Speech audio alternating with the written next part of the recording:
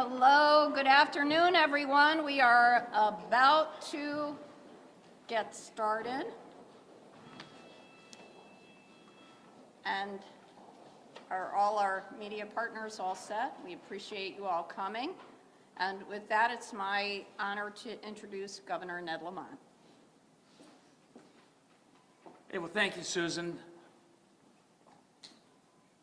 The most important thing you do as a leader is get the very, very best people around you to do the heavy lifting. And that's what I've tried to do as governor of the state, and made a particularly effort to make sure we had the very best commissioners we could find far and wide. And people have recognized that. They've been cherry-picking some of our superstars now for a while. Glendlin's now over at Amazon, and saw President Biden this week. I said, please don't take any more of my commissioners. You're doing fine with mental health and education. And it's been 3 years since the folks have put in some amazing effort. And Josh Duvall has been an extraordinary leader for this state. He's been an extraordinary leader at DAS, an extraordinary leader at COO, Chief Operating Officer, a new job, and a really important friend for me during an incredibly complex time.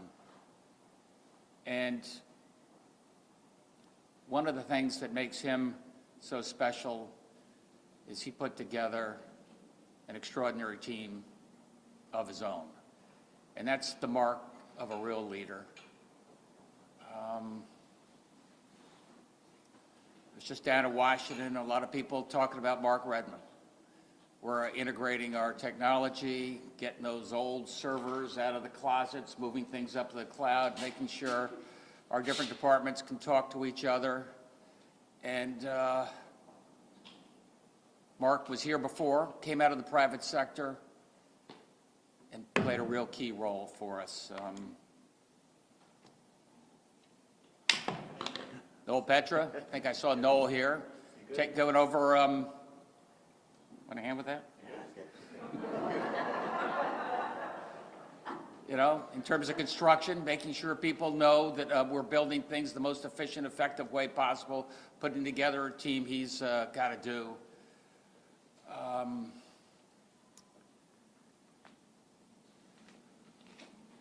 Nick, is in terms of personnel, what we got to do to continue to attract the best and brightest. Concentrating that across at DAS, making sure the best and brightest come from all across the sectors, and we find them in all of our different commissions and departments. Thank you. Gene and purchasing. These are things that, in my world, in the political world, they sort of happen and not that important. If you come out of the business world, these are key functions to get right, to give people confidence their state is doing it right. And under Josh's leadership, DAS has gotten it right. And it's gotten it right because he got the right people around him. He's gotten it right because he got Michelle Gilman around him. Every leader needs a really important right hand, and Josh had that person. Everybody used to kid me at the press briefings because, tough question, they go, that's a good question, what do you think, Josh? And he always had an answer. And often he would say, what do you think, Michelle? And this is a seamless transition. Michelle is going to be an extraordinary commissioner for Department of Administrative Services, right hand for me, right hand for Paul Mounds, working together to continue all the amazing things we've got to do as we work through the last of COVID. She's been on the front lines of COVID, you know, working with Josh. She's been right there making sure that when our hospitals were being overwhelmed, they had the extra surge capacity. She was right there when the vaccines were coming out and the no offense, but the CDC didn't know who should get them and how we should prioritize it. And Josh and Michelle were right there. We did that right. We did that in a way that saved, I think, an awful lot of lives. And Josh and Michelle were right there. And Michelle knows the team there at DAS, knows that we're going to be there, ready for the so-called silver tsunami, making sure that between personnel and technology, we're ready to make that transition, which is, you know, right around the corner. Just want to say one other thing, that it's been a little like a war with all the incoming over this last couple years. And if you're going to be in a foxhole, you want to be in a foxhole with Josh Duvall. He was the first guy I talked to at 6:30 in the morning, and the last guy I talked to at 10:30 at night. And, President says drink bleach, you know, and Josh, we're going to have to deal with that. I mean, do we get the lights off the shelves? What do we do? It's the president saying this. People take this seriously.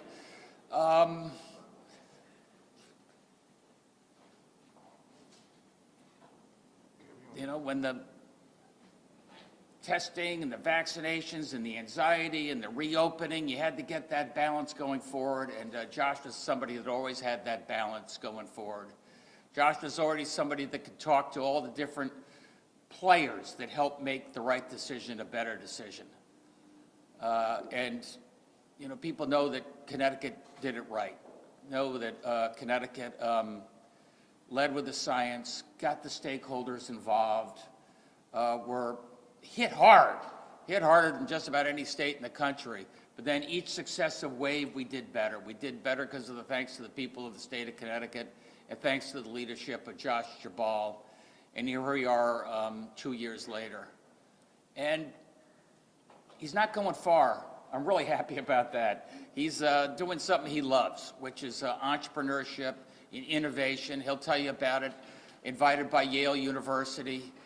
And that's really important for the state of Connecticut as well, Josh, and I appreciate that. Look, North Carolina has the research triangle. You've seen what's coming out of that, and Stanford and Berkeley, they got Silicon Valley, and you know, Austin and Cambridge are catching up, and we had some work to do as a state to make sure we keep our entrepreneurial juices going, and that often starts with an amazing education system, an extraordinary university system.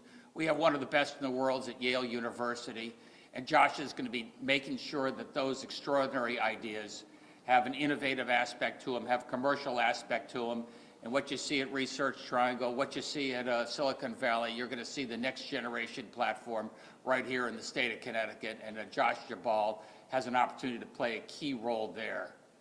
This is a guy that cares deeply about this state. He could have done anything. We were lucky to have him for the few years that he was here on behalf of the state of Connecticut. Yale is lucky to have him there. I'm kind of lucky to have him there because that's going to keep our forward momentum going.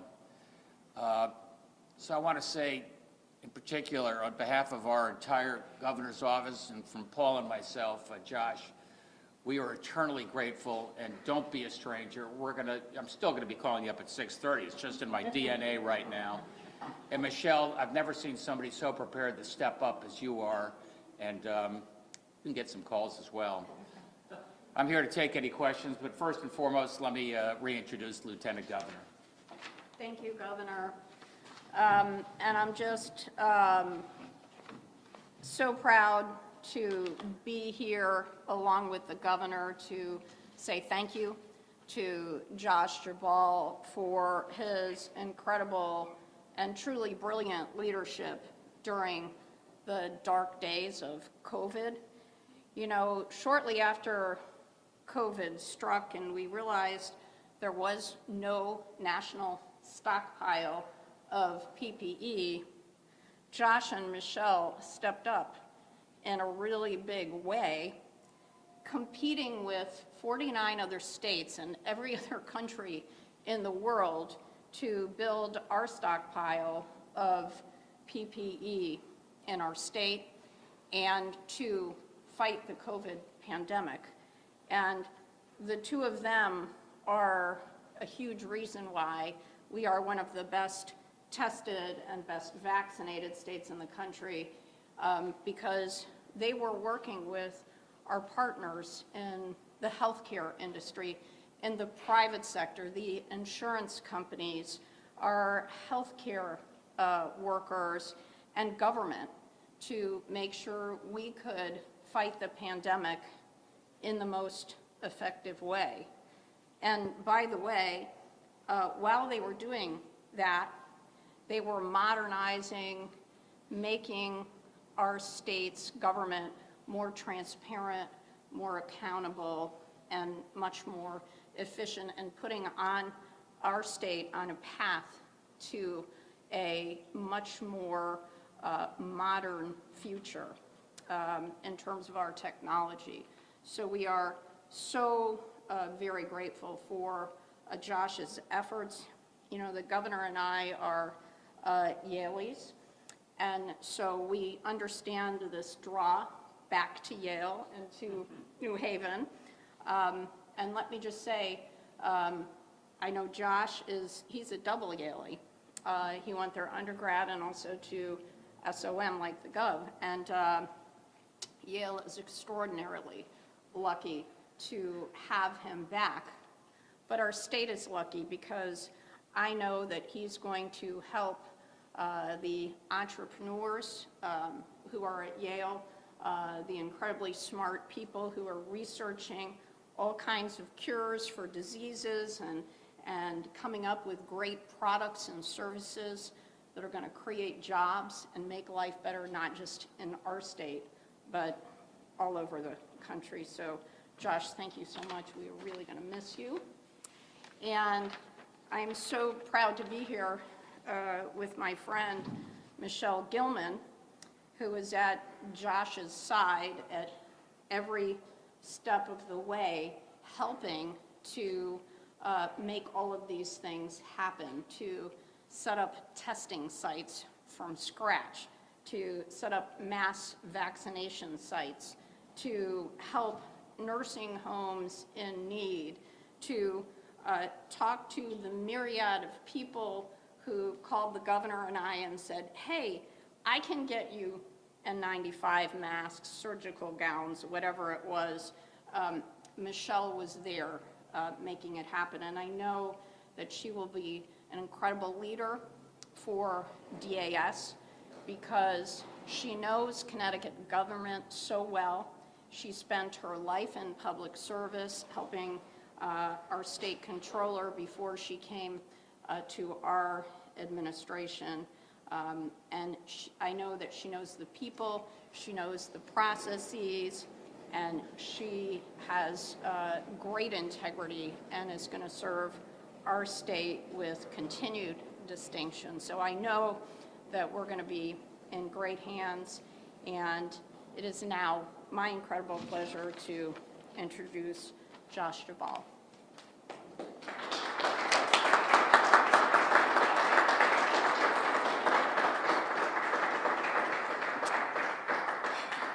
Well, thank you, Governor and Lieutenant Governor, for the incredibly kind and overly generous comments.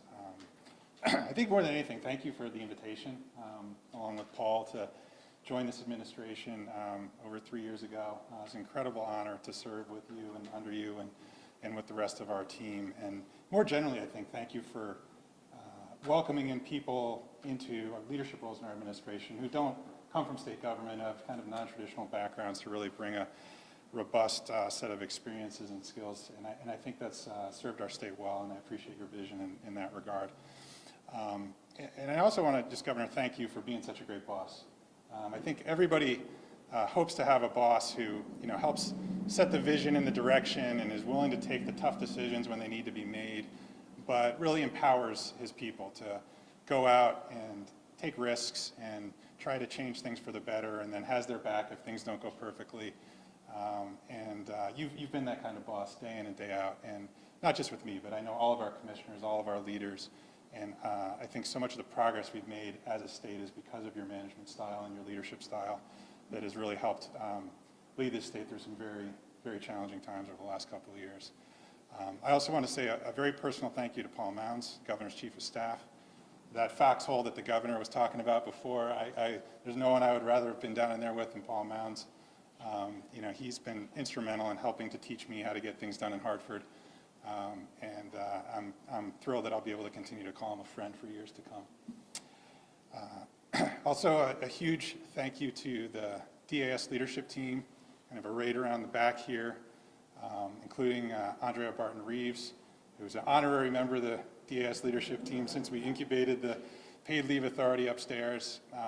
You know, I am every day so grateful that each of you are willing to take on the challenges that you're in right now, and the degree to which every day you're relentlessly working to push the state forward and to reinvent your respective functions that the governor alluded to in ways that I think will serve this state, not just in the short term, but for many, many years to come.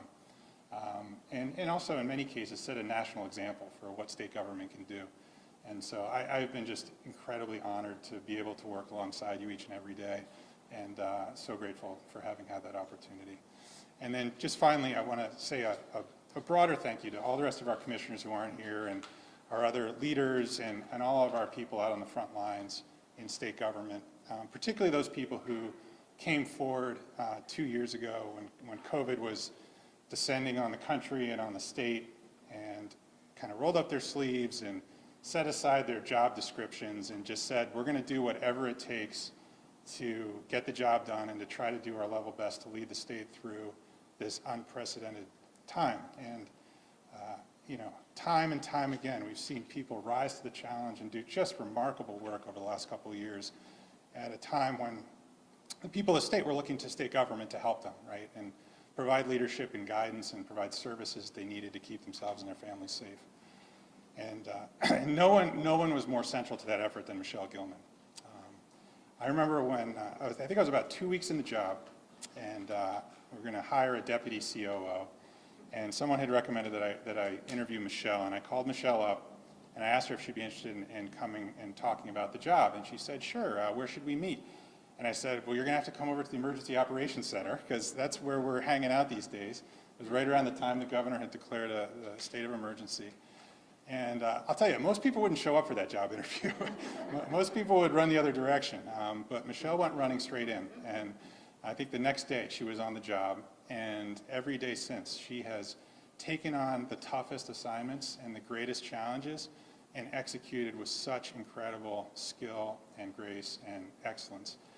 She's a person who is rarely in front of the cameras, but I will tell you that every single person in this state who has played some sort of leadership role in the pandemic, either inside state government or outside state government, knows exactly who Michelle Gilman is, because she has been front and center on all of those important initiatives and has done such an absolutely amazing job.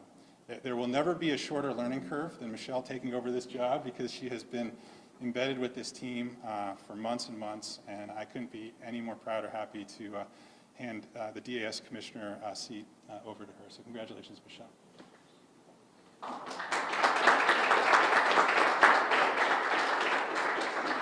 So it's our pleasure to introduce our new DAS Commissioner, Michelle Gilman.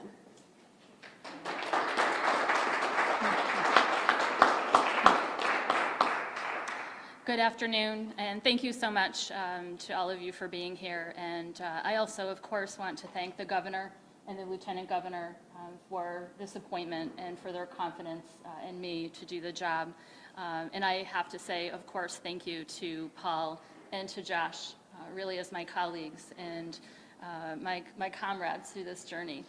It's really been an incredible opportunity to work with this team, to work with the governor and the lieutenant governor through this time of great challenge, and really this time of great opportunity. So for me, this new role, I do feel comfortable moving forward in the role from day one, given the opportunities that Josh has provided to me, and also certainly the team. Again, many of them here today, and I'm eternally grateful to them, not only for the work that they do day in and day out, but also for the work that they and their staff do throughout this COVID crisis. I've had the pleasure and honor to see people work through holidays, most recently the Christmas and New Year's holiday. The procurement teams led through by Jean Burke, who again is here, Yolita Lazowskis, who's also here and runs our business and financial division, staff at the Comptroller's office, staff at OPM, staff at DPH. The talent that we have in this state and the commitment that we have in this state is tremendous, and it's a privilege to be a part of that and to continue and to grow in this new role. I do want to acknowledge the continued work under the governor's leadership that will continue to move forward on centralization of many of our services so that we can promote and make accessible the services that our state offers, not only here at DAS, but across many of our state agencies and through a multiple amount of services that our state provides, making services more accessible for our residents, providing equitable services for individuals with technology and online operations, but also providing in-person services as well as we need to. Continuing to provide modernization of our state systems, again, to provide one-stop shopping and ease of government, breaking down barriers and silos within government all across our executive agencies, working with our other branches of government to ensure equal access and similar operations so that it's a streamlined process and people don't have to depend on different branches of government running differently through different approaches. We also want to expand upon our procurement. Procurement is not the most hot word of the day, but we have a lot of small and minority businesses enrolled in our procurement programs throughout the state of Connecticut. But we can do better. We need to do more, and we can do better every day. And our staff that work with our small and minority businesses are hungry to enroll more businesses, more women-owned businesses as state vendors and in other business opportunities throughout our state. So the work doesn't stop here. We continue every day to see how we can do better, how we can do more, and to build upon collaboration. So I look forward to working with the legislature to look at other opportunities over the coming year, to work on new initiatives, and to continue the good work that the governor has laid out through his vision, not only, again, through the COVID response, but through our day-to-day operations. I'll be remiss if I didn't again thank the leadership team that is here and who I'll be looking to for continued support as I step into this role. Again, I wish Josh all the very best. His steady leadership, his steady hand has been incredible, and he's really become a mentor to me and for Paul as well. Really have all the greatest respect for both of you. So thank you again, and thank you also to my family, who if I didn't thank, I will hear about it tonight over the dinner table. So with that, thank you very much.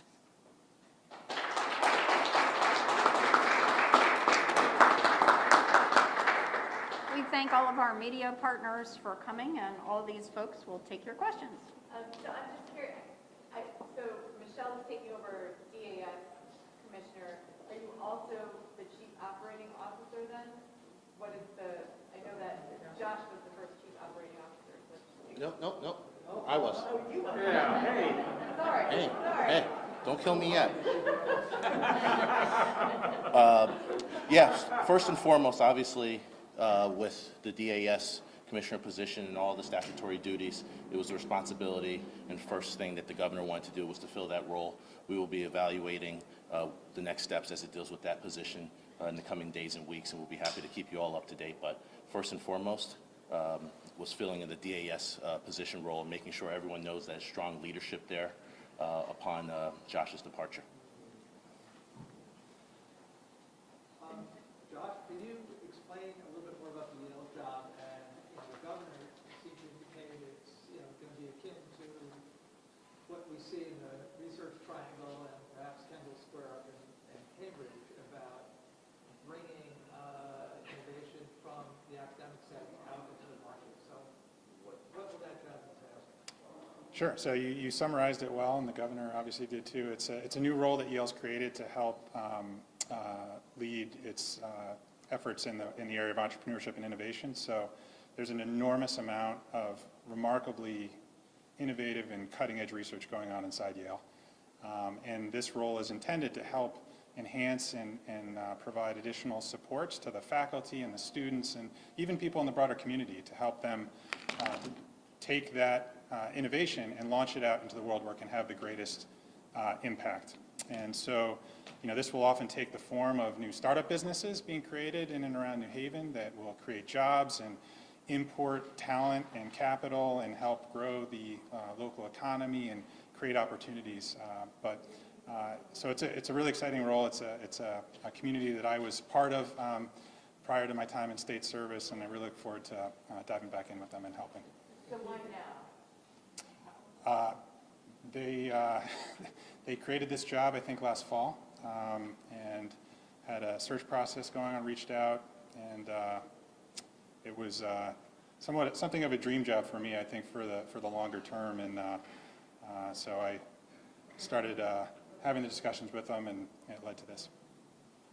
Can you give us an update on modernization? I know these are broad topics, but on your modernization efforts, as well as the state's preparation for the wave of retirements coming July 1.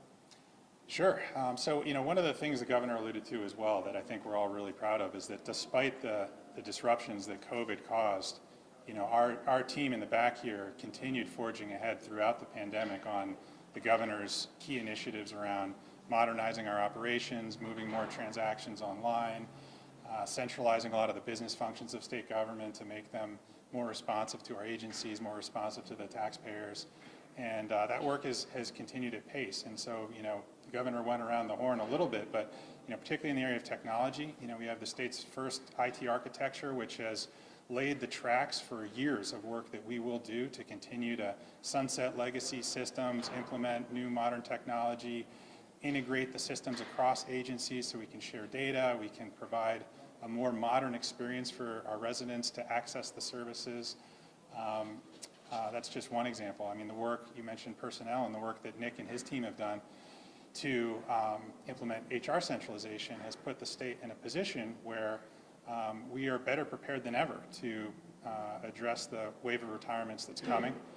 Through the first 6 months of the year, Nick's team and our agency partners have filled more open positions than they have, at least in the last 10 years that we have recorded history, and are on pace to really meet the challenge ahead of us. Now, that's despite an incredibly tight labor market where every employer is working extra time to try to attract talent. And of course, we've thrown a lot of additional work at them in terms of vaccine mandates and contact tracing and a lot of other stuff. But I shudder to think where we would be if we had not implemented that initiative a couple of years ago.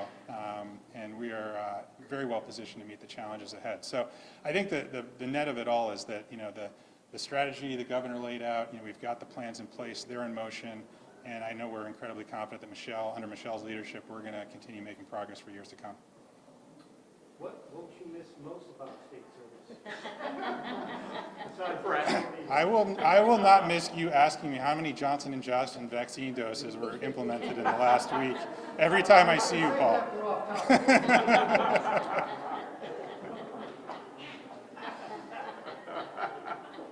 Governor, on the IT piece that Josh does, take us through that. How much more has to be done on that?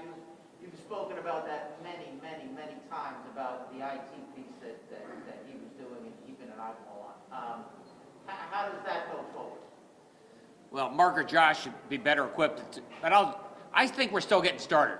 We put off IT upgrade, and state governments across the country put it off for an awful long time. I was shocked when I got up here to the state in terms of how much more we have to do.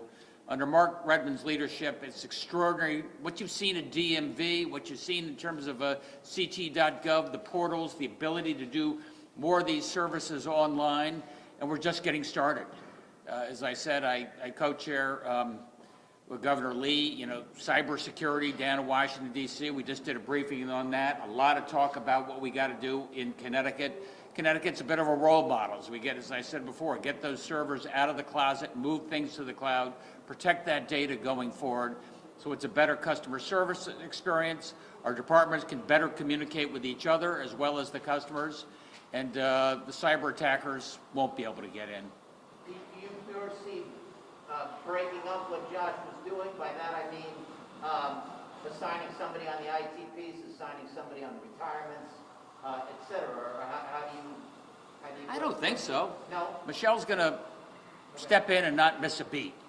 And as we tried to say before, we got an incredible team right now when it comes to personnel, when it comes to construction, when it comes to IT, when it comes to procurement, that are all part of our effort in dealing with the silver tsunami and dealing with the centralization, dealing with the last of COVID, we hope.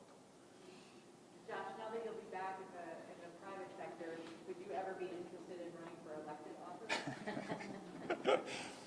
My grandfather told me to never say never, but I'm as close to never on that one as you could possibly. No, I don't think so. I've had an incredible experience serving the governor.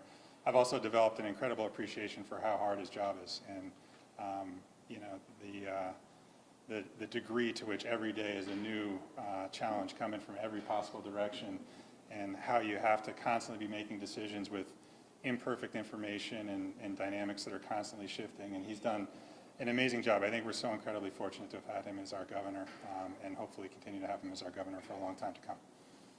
Would Michelle or any of you really speak to what you've done during the pandemic? Michelle, if you could address that more, like how you stepped up. Josh had said that you stepped up during the pandemic right away, so I just want to hear more about what you did. Certainly, and thank you for the question. So as Josh indicated, we did meet very rapidly in March as the pandemic was taking off. Literally ran over to the Armory, met with him, and I think I had an offer probably within 24 to 48 hours. It was an honor to be a part of the emergency response back in March 2020, when we knew very little and we knew we needed to respond. But what I saw at the Emergency Operations Center was a team ready to move, ready to mobilize, and with a plan. So we implemented that plan, had the team assembled from all agencies, and we were ready to move and address with, again, a lot of unknowns. And so through that, especially as the Lieutenant Governor indicated, no stockpile of PPE, no testing access at that time. And very little that we knew about the disease overall. And so, moving ahead and moving rapidly as we knew we needed to do to protect our state, we moved forward quickly to ensure that testing was accessible in our communities, and particularly our communities that were most at risk, our vulnerable communities, our cities, and our vulnerable residents. So standing up testing, making PPE accessible, masks, testing kits, not only, for our residents, but also for nursing homes, for hospitals that were also struggling with supply chains and overwhelming hospital facilities. So we also stood up the convention center and other surge hospital areas that fortunately we never needed to use. We also worked with our nursing home partners to stand up our COVID recovery centers, so I was involved with that effort. All of this, again, I want to indicate is part of the collaborative approach that we took with DPH, with DEMIS, all of our state agency partners that are 24/7 operations, DDS, VA, anyone that really serves, the vulnerable populations and those most at risk. So those are just a few of the things that I helped to support, but what I emphasize is it was a team, and it was a collaborative team behind me and under me and by my side that really got that response done, under the governor's leadership, under Josh and Paul's direction as well. Vaccine rollout, we moved very quickly to do that on a broad level. We, as you probably recall, moved forward to implement the vaccine rollout, in a different approach from the CDC. And I think by and large, that was a very successful approach. And you look at our vaccine rates now, and, we're still far ahead of the curve nationally across our different age brackets. And now we have the pediatric vaccines that hopefully we'll be able to roll out for our youngest children coming soon. So more to do on that front. We all hope that we can put COVID behind us, but I think it's operating government under COVID, and how we operate that moving forward, knowing that it will continue, unfortunately, to be part of our day-to-day life, but how do we make that a part of our life and not the singular focus? We have a lot to do as a country, as a state, to continue serving our residents and making our state a better place for all. So again, proud to be part of that COVID response. Thanks for the question. And Josh, just real quick, was there one of those experiences, whether it was a vaccine rollout or standing up a hospital for capacity, was there one of those experiences where you looked at Michelle and you thought she did a great job in particular? Could you kind of tell us about that performance and whether you thought at that point she might be ready to take over for you one day? I mean, every single one of those things she just described. I mean, it was, she was always the go-to person for whatever the toughest challenge of the day was. As soon as we got done talking to the governor, the lieutenant governor, Paul, we had some big rock we had to push up a hill. The next call was to Michelle. Michelle, can you just describe the heavy lifting that you guys did over the last 2 years, and then there was a hiccup with the test kits? Can you just describe any kind of frustration you might have that sort of overshadowed all that other work? Certainly, thank you for the question. So speaking of supply chains, obviously the rapid test kits were something that were the hottest commodity, across the country at a time when Omicron was speeding across our state at a very rapid pace, faster than I think any of us, including our healthcare professionals, could have imagined. So the rapid test kits were meant to obviously help supplement our community testing capacity, and through our, some 400 testing partners across the state. And really, it's one tool as part of, the other tools around masking and vaccination, and again, the community partnership. But getting those rapid tests deployed and out into the communities was an absolute move to address the flood of COVID that was affecting, our entire state, again, at that rapid pace. Clearly the news around the supply chain issues, looking for tests, our state competing against others, competing against the federal government, which had just announced, the beginnings of a program, and then the manufacturers themselves not having the supply available was really challenging to deal with. But again, I want to signal to our procurement team, to our business operations team, DPH, OPM, the comptroller's office, who all worked together literally over Christmas Eve, New Year's Eve, through those holidays. I believe it was Christmas Day as well, to process POs and invoices, to get that supply, find the supply where it was available, and make sure that we could get that into the warehouse. The DEMIS team, the National Guard team, right at the side of all of our teams. Again, it was under that unified command and emergency operations system that we again mobilized in order to get these rapid tests deployed. And I think, as you can all see, we've been able to roll out hundreds of thousands of tests now throughout the state, again, to our vulnerable populations, those within group homes, substance abuse facilities, but also to, residents that may not be able to access tests within a pharmacy right now, couldn't order something on Amazon, might be confused about how to order a test or to try to find one. So that effort has continued. I think as our metrics continue to go down, so will the demand for those tests. But as we're continuing through the respiratory season, and through March and April, we now have that supply available, in the event that we have another surge, over the next few months. It's a great answer by Michelle, but she's being too modest. To the heart of your question, Jody, you know why there was tests that showed up that next day? Her and Jean. You know why the governor was able to tell the people of Connecticut why we had tests that showed up, and now we have over close to 4 million tests? Michelle Gilman.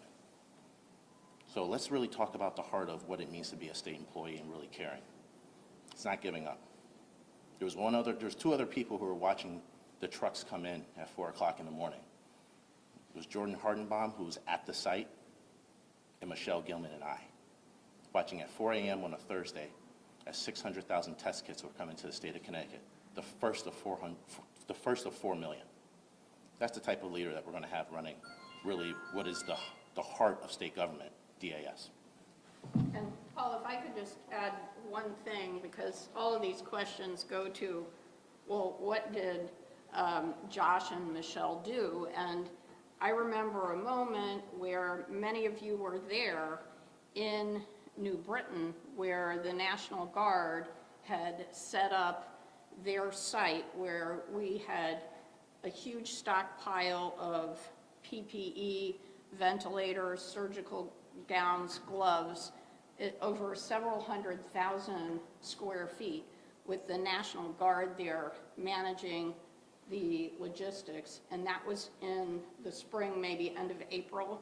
And Michelle and Josh and all of our great DEMIS, DAS, public health workers had managed to do that with their leadership in a month. And that was just a big picture, so go back to that moment, and that's just one little slice of what they did. Commissioner Gilman, could you go back up there? And, this is your big chance. What's your age, please? Oh, boy. Isn't there a law about that? No. There's an exemption in the law for Dixon athletes. I'm 51. And how many years of state service do you have? All told, I'm going to say about 15 or so, probably 16, actually. And what's your hometown? Colchester, Connecticut. And what's the job pay? Well, I think it's rude to ask the person who's going to get paid. Well, I was prepared for that. It'll be 190,000. 190. It's comparable salary as all our other commissioners, but also to make sure that this is a big job. Thanks, everybody. Well, we got some off topics. I got a question for Josh. Can we break for a minute on off topics and then come back? But you're going to check out the Johnson & Johnson, right? One last answer, Josh, come on. I will get it for you, Paul, absolutely. We can, how would you guys want to handle it? Let's take a break and then we'll start. Sure.